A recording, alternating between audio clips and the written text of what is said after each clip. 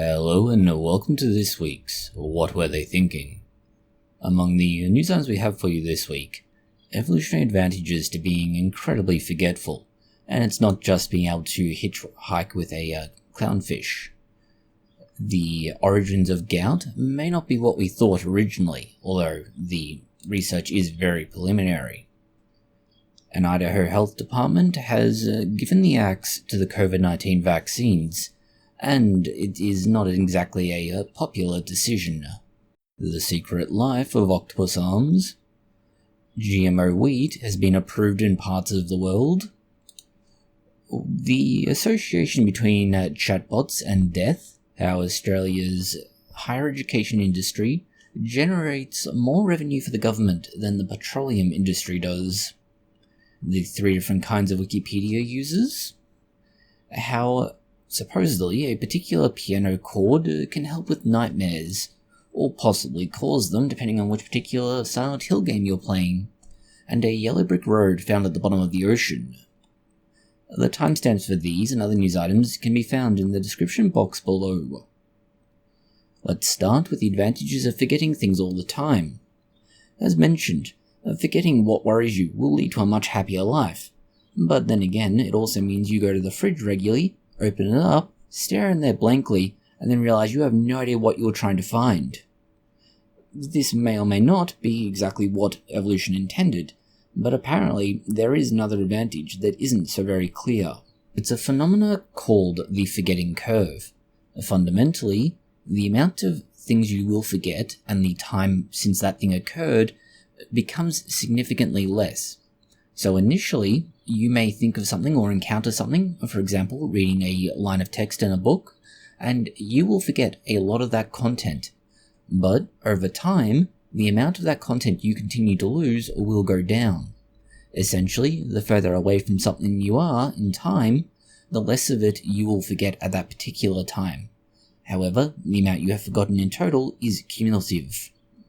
This leads to the underlying theory that simply because of how much information the human brain is exposed to at any given time, let alone throughout an entire day, is so extensive, you kinda have to forget things in order to not be inundated and completely overwhelmed. It's rather like having too many Chrome browser tabs open and trying to close a few of them to free up RAM, and hopefully actually have any spare RAM if it's Chrome. This also opens up room in your brain and your computer for new information and new memories to be formed, thereby allowing for flexibility in how the brain works. Importantly though, you also need to be able to reactivate old memories, and essentially salvage things, so, for example, reopening a random Chrome tab. By doing it this way, you're able to not just have flexibility, but recovery and functionality, more so than just vaguely being aware of something. In terms of much more useful developments, we have a YouTuber who has essentially taken on the wheelchair and other similar prosthetics industry by trying to make wheelchairs that are affordable and without excruciating amounts of red tape. The channel JerryRigEverything has made their own factory producing effectively wheelchairs, but importantly wheelchairs that only cost $1,000 versus the roughly $3,000 and massive wait times for other manufactured wheelchairs that may be shipped internationally. What makes this chair affordable, more so than others, is partly the fact that it's domestically manufactured in America, but the other is how they make it. Essentially, they have a single length of about 6 meters or 20 feet of aluminium tubing that goes into a machine. This tube has 30 holes cut in it, and that allows for pretty much everything to be done after you have the tubes bent and other things done to it, but it only requires, effectively, one massive length and one series of steps. Everything after that is pretty much just assembly. Importantly though, the actual wheelchair is relatively easy to maintain by yourself, and so on with customization and modifications to it. This compares very favorably to the general US market for wheelchairs, in that, well, they generally cost a lot of money, insurers don't really cover them, and there are a lot of middlemen involved. So yeah, $1,000 for a manual wheelchair is a really good price. In other news, we have further medical developments, although this time far more theoretical rather than practical. It is a possible and very much theoretical explanation as to the origins and mechanism of gout. Understand, gout is, at least for the most part, from a risk point of view, fairly well understood. It's drinking excessively, high-fat diets, and similar things. Essentially, anything that will lead to development of crystallization or similar in various joints in your body, mostly around your periphery, so for example toes and hands. The painful part around gout is, well, literally that. It is a crystallized joint of, say, minerals in your toes, fingers, etc. And when you move, those small crystals jab into the various soft, squishy parts of the joint, whether it's the synovial capsule or the top parts of the bone where you have your cartilage. In this case, well, it's painful, and so understanding the cause and mechanism kind of important, particularly if, as the researchers have put forward, it may be related to arthritis. Now, it's important to understand that this research is not directly examining what's going on. Rather, they're looking at about 2.5 million people across a number of cohorts of study that all analyzed data. Of the about 2.5 million people, about 120,000 had gout, so we're talking about a very small sample with a very smaller subsample used to try and reach this conclusion. The researchers believe that DNA changes in particular regions may be what contributes to this. The first problem we have with this is kind of simple. There are 377 regions that they found could be responsible. Of these, about half of them had never been associated with gout before. That means we have a huge strike area and no idea just how much of this is actually relevant. It is important for us to say that although gout is at least partly contributed to by a diet and lifestyle, there are actually drugs that will largely treat the primary cause, that being uric acid within the blood, which is where it should be until it gets cleaned out by the kidneys. The drugs basically increase the excretion rate, thereby minimizing the amount and therefore the ability to crystallize inside your joints. In other drug-related news, we have what is arguably related but even less clear-cut evidence. It's an argument that Ozempic may help with knee pain. Ozempic is not a panacea. It will not cure everything and anything under the sun. Next thing we're going to be told is Ozempic will cure cancer. Do your taxes and wash the dishes. It's based on a phase 3 clinical trial involving about 400 people, and they were taking a very small dose, about 2.5 milligrams. What's claimed is that the results outperformed the placebo by a significant margin over a period of about 68 weeks. The problem here is that they're claiming that a large number of individuals were so much better after being treated that they were out of the study, which is a concern because anything performing that well raises big question marks and very big red flags, the kind of red flags you would see if you were dating Ted Bundy. There are some, let's say, prospective explanations as to why individuals would feel better when they're taking this, and the first and simplest is, well, if you lose weight and you're no longer obese, the amount of pain and discomfort on your joints when just being alive will go down drastically. As a result, you should begin to see some recovery, and given that obesity is a major risk factor for arthritis, there's a pretty clear relationship there. Another issue with this is, well, there's a certain conflict of interest given that Novo Nordisk, the company that manufactures Ozempic, was a major player in this particular study. The final issue we have with it is that, well, Ozempic is already in short supply in most places in the world, given its extensive use to lose weight, and particularly in America. As a result, diabetics don't have proper access to it, let alone trying to extend its availability now to not just people who are obese, But then on top of that, those who have arthritis, it's not really available yet, not at this scale, and certainly not in a way that makes sense. By contrast, we have Idaho and the COVID-19 vaccines. Idaho continues to show why the American education system is a failure. The Southwest District Health Service has decided that they will no longer be giving out the COVID-19 vaccines. Now, it's not clear from the article whether or not this is just the vaccine or if it's the booster. And the problem with this is fairly straightforward. The boosters are kind of important because COVID-19 has not gone away. Continuing to roll out the booster vaccine means that people continue to be protected, or at least more protected. This reduces the duration and severity of infections. That means less pressure on the healthcare service, because the healthcare service has fewer serious COVID-19 patients. And of course, we can apply this logic to just about any other vaccine that they're looking to try and ban at the same time, whether it's the MMR vaccine, influenza, or anything else. The vote wasn't a complete failure. There are at least 3 individuals who have some sense on the board, given they voted against banning it.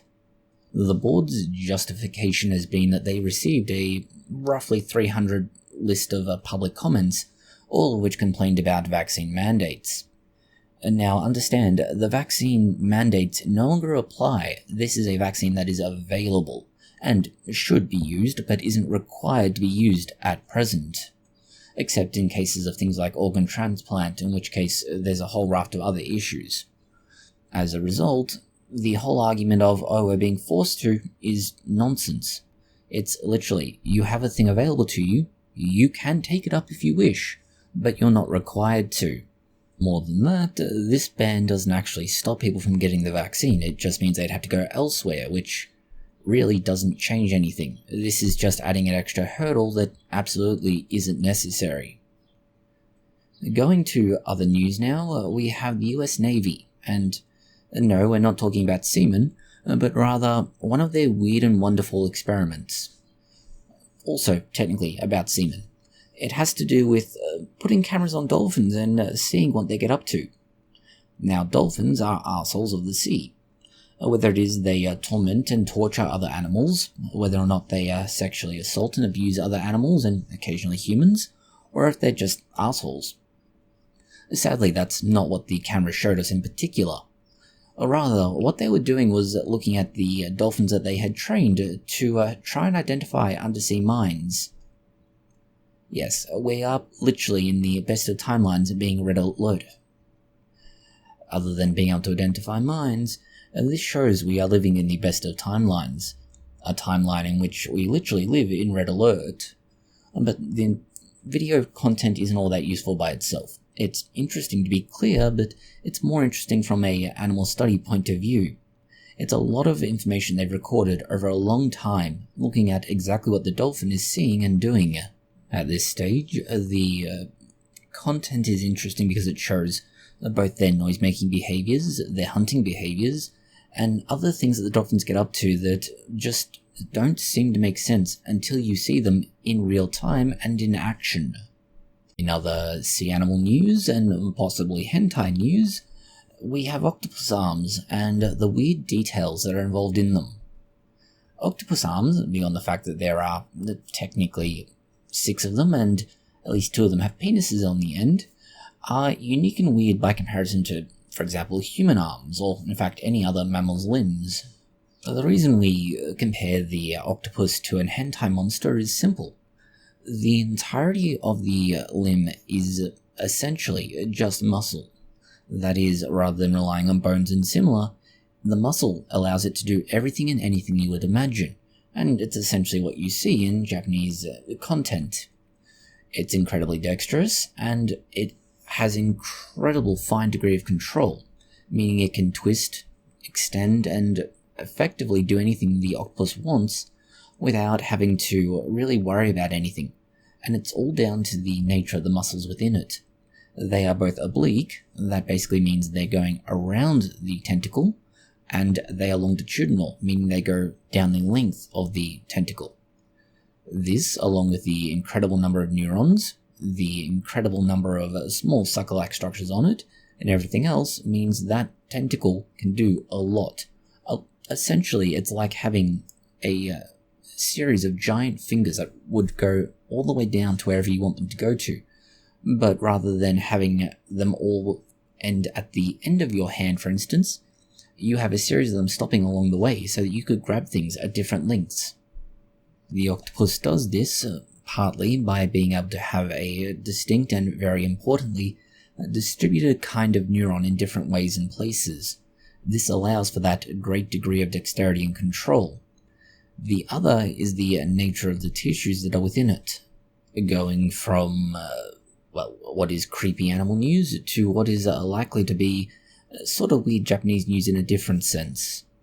We say that as most of this research comes out of the University of Tokyo, and it is photosynthetically active algochloroplasts in mammalian cells. Essentially, can you get animal cells to have photosynthesis? And the answer is yes. The second thing that needs to be raised is why? The answer to that is rather straightforward. That is, the chloroplasts allow for a mammalian cell to live on just sunlight, CO2, and water, whereas in order to be able to otherwise live, a mammalian cell would require a whole raft of other things, sugars, amino acids, proteins, etc. So there is a good reason to look at being able to insert chloroplasts into mammalian cells. It's just kind of weird and wonderful, and honestly very much unexpected. Having seen the animal world and then the animal world with plants in it, we now go to just the plant world, and specifically that wheat is being approved, a genetically modified wheat is being approved across large parts of the world. For the most part, the kind of wheat that is being approved is a drought-resistant variety, and most recently it's been approved in the USA. This follows places like Brazil, China, and India, all of who have said, yeah, we don't like the idea of not having bread, or whatever else you want to put flour into, such as cake. And as a result, yeah, we want to approve this, although you need to prove that it's safe, and, well, that has happened obviously. The key thing here is that we say it's been approved, but it would be more accurate to say it's no longer regulated. That is to say, it no longer requires an approval to be grown and then provided to people. Of course, not everybody's happy about this. It's a genetically modified form of wheat, and, well, for various reasons, different idiots cry foul about it, like Greenpeace and Golden Rice. That's mostly because Greenpeace is a bunch of assholes who want to see children die or go blind. But assuming that we're not talking about them, there are others who just randomly don't like the idea of modifying wheat. But then again, it is literally stabilizing the food supply, and meaning that if you have a bad season, or, like California, essentially permanent drought, you can grow wheat, and you will have wheat. Therefore, you have bread and other basic foods. Shifting from essentially agricultural and plant news now to new technology news. But ideally technology that would allow us to generate at least some energy from body heat. This would obviously have benefits when it comes to wearable devices. For example, tracking bracelets. When you want to know when your teenager is and what they're up to, you at least will be able to know where they are. If not exactly what they're doing, which, depending on their age, you may not want to know. Beyond just being a useful idea when it comes to wearable technology like watches and similar, it could theoretically be useful for things like, say, phones, where simply by proximity to your body, they may be able to at least draw in some power. Understand, we say some because, well, obviously not being in direct contact and various other factors, particularly the efficiency of conversion from energy in your body as heat to energy in your phone or other wearable device, it's a lot of questions and a lot of inefficiency, let's say. The initial idea is to use something like a thermoelectric device, essentially a Peltier device. And these would, through the difference in energy levels and particularly heat, allow for the generation of a small current. The problem with most of these is that they're generally made from metals that aren't exactly good for your health, whether it's mercury, lead, cadmium, and so on. This is why new technology could be the solution to that. It's a thermoelectric device made using wood. Yeah, the kind of wood you're probably thinking of too, not the other kind. Rather than burning the wood, by taking the lignin within wood, that is one of the major structural elements, soaking in a salt solution, you can allow for generation of a small electrical charge, having a high heat side and a low heat side. Understand, the importance here is that the temperature difference has to be basically between 0, which would be freezing, and 200 degrees Celsius. Anything hotter than that, and, well, you have problems with regards to the lignin membrane and other things as well. Mostly that, well, it can catch fire, which, given this is wood, well, it already burns well by itself, let alone once you start playing merry hell with its chemistry. This now creates at least 2 major ways that you could use these devices. A part of it is, well, just in regular wearable technology. The other is in industrial applications where, for example, machinery and similar things will generate a lot of heat. By having a heated side and a cold side, you're essentially able to recover a lot of the energy that goes into these systems that gets essentially emitted into the environment as waste. You can instead recover it to some extent. In other technology news, although this time far less beneficial, we have, well, AI is trying to kill us already. Well, no, AI doesn't exist yet, but some very advanced chatbots exist, and yes, they are trying to kill us. Although, then again, every chatbot that's existed to date and has been at least moderately public has either gone completely insane and become a raving racist, or essentially became so depressed that it wanted to destroy itself. This does come on the news of a unfortunate self-deletion event in the USA, where, well, essentially an attachment to a chatbot led to a negative ending, let's say. The phenomena is not unique, let's say. Very similar things have happened when people have become overly attached to similar chatbots, and essentially when either they've ceased paying their subscription, the system has been shut down, or other things have occurred. Individuals have been hit very hard by their attachment to what is, for all intents and purposes, a fake persona. The problem with everything we've mentioned so far is that the danger is not exactly in the chatbot itself. Rather, the danger is in the human using the chatbot. And yes, this may sound weird, but bear with us. You can put all of the labels, warnings, and anything else on the chatbot that you want to, but it will not stop people from using it, and it will not stop high-risk individuals from using it. As a result, it's not going to change anything so long as we're not actually addressing the root cause, which is the human factor in this. And therein lies the problem.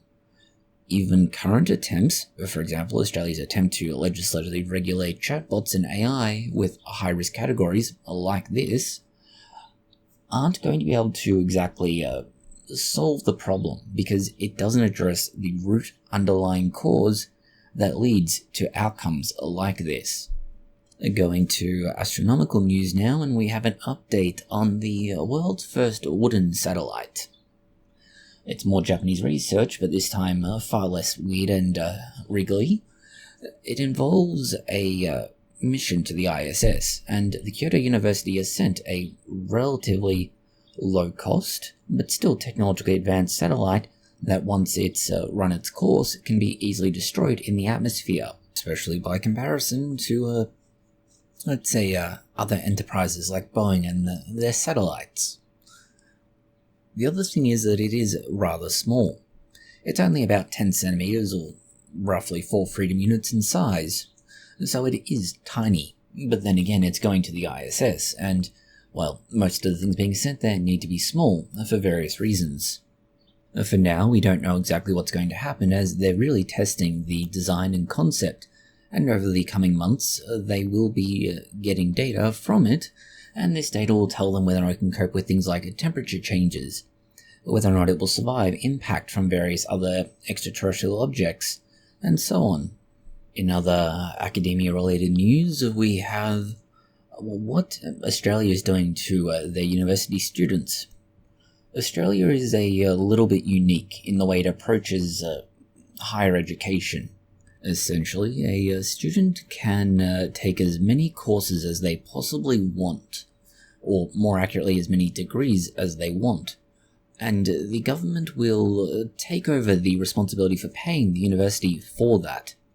This is something known as the Higher Education Commonwealth Scheme, or HECS, and what's important is that once students, and presumably graduates, begin earning enough money, they get taxed more on their regular tax amount to pay off this HECS. The problem here is rather simple. The Australian government appears to be making more money out of this HECS than it is out of its natural resource taxation. That is to say, mining for fossil fuels like coal and oil, mining for metals, uranium, or anything else, or even gas. They're making more money out of university students getting education than they are out of their extensive, and not to mention extremely profitable, mining and other natural resource industries. As is pointed out in the article, other countries, for example Norway, essentially have a free higher education system, at least for the first degree a student does, and they put a lot of money into what is a sovereign fund that will continue to pay out to individuals every year, essentially, until the fund runs out. And even then, that's unlikely, given they're basically paying out on only the dividends rather than the investment itself. So Australia's raising some pretty big questions about where their priorities are. It is worth us pointing out that where effectively your, say, petroleum tax is paid out every year, and only as it is every year, so there's no accrual of a debt for it, HECS is not the same. HECS will add up over time, and it's also indexed. That means that if you're a student and you go to university and you have a debt, that debt will be indexed against the CPI, that is the Consumer Price Index. Because of that, students will effectively throughout their entire life see an increase in the cost of that loan. Understand it's a very minimal cost, especially by comparison to something like, say, a home loan, a car loan, or a personal loan. All of these things are significantly more expensive, but there is a cost attached to it. The second thing to note is that it does add up over time. That is, there are always new students coming in, and as a result, there's always an increase in the gross overall HECS debt for the entirety of Australia. As a result, you would expect to see the amount of HECS that's being paid go up over time. But despite this, you would still expect it to be less than the amount that, companies are paying in tax for petroleum-based resources. There is another issue to this, though, and that is, like most countries, there is a growing cost to go to university, and this is very much affected by the easy availability of higher education, and we say that with a lot of caveats that we won't go into, but also the fact that because there is this ready way to pay it with no immediate cost to the individual, a lot of people go to university without considering the longer-term ramifications of their choice of study. Shifting to other study-related news, we have what is essentially a History Channel show in the making. It will start with the headline, Father-Daughter Duo Translates Alien Signals. Or possibly it's a Hollywood film in which Earth gets destroyed. The key thing here is that we're talking pretty much about a Martian satellite that has been trying to get us data. This is done by orbiting around Mars, rather obviously. It's the ExoMars Trace Gas Orbiter, and what it does is look at various signals that it can pick up all the way out near Mars. Now, some of these are going to be absolutely pointless because they're just background noise and random sounds. Others maybe not so. In this case, what the father-daughter duo has been working on is a simulated signal from aliens. And what they've been trying to do, along with about 5,000 other citizen scientists, is translate what that particular signal was. And to spoil it, it wasn't anything particularly exciting. It was 5 dots on a black and white lattice. But yeah, it wasn't particularly helpful. Nonetheless, what is key here is being able to not just get all these people together to figure out how to do so, but being able to do so at all. Because we are looking for life out in the universe. This is what SETI is doing all the time. But what we can't reliably do is know what we're going to encounter, if we have the ability to do anything with it, and even if we can do something with it, can we actually respond? In other news about how we can use information and technology, it's an article talking about the different kinds of Wikipedia users. Essentially, are you somebody who is going to be trying to find information? Are you going to be somebody who's actively looking for something, or are you just plain curious? Although that's perhaps an overly simplified version of it. The first issue we have with this study is that it uses a very small subset of Wikipedia users. And importantly, it's a very small subset over a very big area. It's just under 500,000 individual users in 14 languages across 50 countries. That means you've taken a fraction of the human population that uses Wikipedia, since there's a high probability most people would access it at a fairly regular basis. We're almost tempted to say once a day, but that's probably a little too optimistic. The 3 kinds of users that they've described are the busybody, the hunter, and dancer. Although these are sounding more and more like weird pseudoscience or new age cult nonsense titles, they are at least somewhat representative of what they're trying to get to.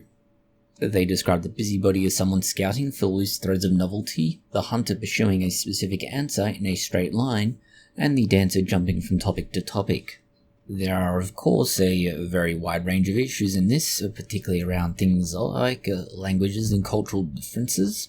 The fact that some languages and cultures just don't seem to line up with the others, that there are certain outliers and more that mean that this is very immature research. And of course, we have a major criticism for this article because, well, we have to, partly because it's a conversation and partly because what they're saying is just plain dumb. They're suggesting the idea of using individual user history to then suggest completely novel and new topics. Do they not understand the point of Wikipedia is to present knowledge both in context and in a linked manner? It's why you fall down the rabbit hole of Wikipedia. You don't just stumble into a rabbit hole that is Wikipedia. Next we have why it is that clowns are terrifying, and the clowns are terrifying because they are clowns. Also, the idea that somebody who looks like they should be the happiest person in the world is in fact incredibly sad. The fear of clowns is not just limited to those who have watched the movie It or read the books. Rather, it is a cross-cultural phenomena that's seen in both adults and children. So it's not like this should be something that's just a random childhood trauma. It seems to be somewhat universal. The problem with the article in question is that, well, it's kinda small. It's a questionnaire that asked a little under 1,000 people between the ages of 18 and 77 as to whether or not they were afraid of clowns, along with a range of other factors. About half said they were scared of clowns, and about 5% said they were extremely afraid of clowns. This is more than every other group of phobias, with the next highest being just under 4%. The researchers then tried to understand what was going on, and after providing them with a follow-up series of questions for the more than half of the respondents who were at least somewhat afraid of clowns, they established that some of it is just down to the way the media portrays clowns, which, yeah, that's fair enough. If anybody has seen Spawn, you would understand why it is that clowns are terrifying. But they also found that people were afraid of Ronald McDonald, the McDonald mascot, who is not intended to be scary. So then they tried to figure out, okay, if it's not just media, what is it? And They believe it may be down to the way clowns wear face paint and the fact that it hides their expressions. Essentially, the fact that you can't tell what they're thinking and what they're trying to convey emotionally makes them scary. Alternatively, clowns are scary because clowns. Take your pick. In other sort of scary news, we have the idea that a piano chord could help to relieve you of nightmares, or, depending on which particular horror video games you've been playing, induce them. The study was based on a very small cohort of just 36 individuals who had a nightmare disorder. They were given either a treatment, let's say, or they were given essentially a comparative treatment, the treatment in this case being the piano chord. And the intention was to see if it reduced the frequency of bad dreams, nightmares for all intents and purposes. What the researchers tried to do in their treatment group, or at least the experimental group, was have the individual record their nightmare, then rewrite their nightmare in a positive way with an associated sound, then they would play that associated sound before they went to sleep. And essentially it is Pavlovian conditioning. It's ring a bell and have them salivate. Except in this case it's think of a nice nightmare that you've rephrased and reframed and make a sound. It's very, very straightforward and simple in theory. And the results show that it does kind of work, although how it works in an unconscious state is kind of bizarre and perhaps more interesting than the actual experiment itself at this stage. If the research is to be taken at its face value, doing this does reduce the rate of nightmares to about 20% of the control group. However, it is also worth pointing out that that same figure drops slightly, admittedly only just slightly, the further out you get from the actual treatment time frame. It's still roughly a 1 to 5 ratio, but it's not quite there. However, again, we must reiterate that this is very much not only a small study, also arguably very questionable in what it is, and also basically just classical conditioning. So yes, it's interesting, but as mentioned earlier, it's perhaps more interesting to see what's going on inside their brains when they're doing this than the actual study itself. In other news items that are interesting but not particularly important, we have Micelangelo's Sistine Chapel. The painting on the chapel ceiling isn't, well, it's an amazing piece of art to be clear, but beyond being a pretty painting, it's just that, except for one small thing in it. There is one figure that's notably different from the others, and from a sort of archaeological point of view, could be significant, but only in a very minor way. It's that one individual may be showing signs of breast cancer, and this takes us very far back in time, to roughly 1500, and at that time, you had Pope Julius II essentially hiring Michelangelo to paint the ceiling. The other noteworthy phenomena here is that it's not the only example of Michelangelo's work that appears to depict breast cancer. It also happens to show a whole bunch of naked people, so whether or not this video gets demonetized is going to be a very big question. And finally, we have the last piece of news for you, and it's still archaeological in nature. It's the discovery of what's described as a yellow brick road. Follow the yellow brick road. Follow the yellow brick road. Follow the yellow brick road. Follow the yellow brick road. This yellow brick road will not take you to the Wizard of Oz, nor will it lead you to the Munchkin Village. It doesn't involve being knocked unconscious and having some sort of concussive episode, and imagining weird people trying to drag you here, there, and everywhere. Instead, what it is a exploration of the area around the Hawaiian Islands. Hawaii itself has an interesting history, and we're not going to go into great detail here, but this is where the weird, dried out lake bed with the brick road in it is weird and interesting, because it's just unexpected. This is not a, let's say, man-made structure. This is entirely a naturally occurring geological feature, most likely as a result of the not only deposition of the rocks but then the cooling. And because of this, you get that weird horizontal design that looks almost like bricks, but they're not, they are just rock formations.